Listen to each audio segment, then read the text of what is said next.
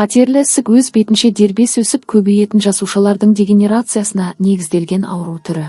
Жүрек қан тамырлары ауруларынан кейін қайтыс болу себептері бойынша қатерлі ісіктер екінші орын алады. Жалпы бұл аурудың 100-ден астам түрлері бар. Егер сырқат қатерлі ісіктің бірінші, екінші сатысында болатын болса, оның 80%-ын толық емделуіне болады. Ісіктердің көпшілігі бірнеше ай ішінде баяу дамиды. Қатерлі ісіктің дамыған түрлері әрбір 10-шы науқасқа 5 жыл өмір сүруіне мүмкіндік береді. Ракпен ауырмау үшін не істеу керек? Бірінші, уақытылы тексеріліп тұру керек.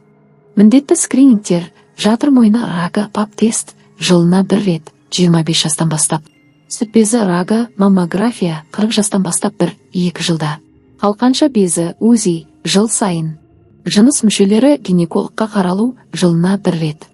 Қан анализдері, жалпы қан, биохимия, онкомаркерлер.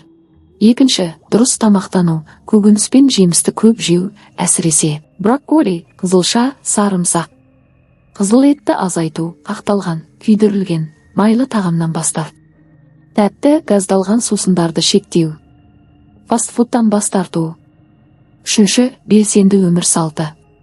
Күніне кемі 30 минут жаяу жүру немесе жаттығу. Артық салмақтан арылу, стрессті азайту, медитация, демалу, серуендеу. Төртінші, жаман әдеттерден бас тарту. Темекі әйелдерге өкпе мен жатыр мойны рагының басты себебі. Алкоголь сүт безі мен бауыр ісіктеріне жол ашады.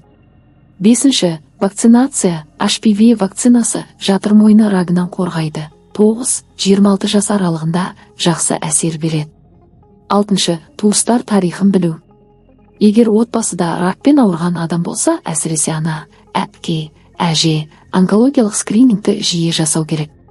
Жетінші, эмоционалды денсаулық. Стресс пен эмоцияны ішке жинау, иммунитетке зиян. Ашық сөйлесу, психологпен жұмыс істеу пайдалы. Қорытынды, рактың 30-40%-ын алдын алуға болады. Ол үшін ақпарат, әрекет және өзіңе көңіл бөлу қажет.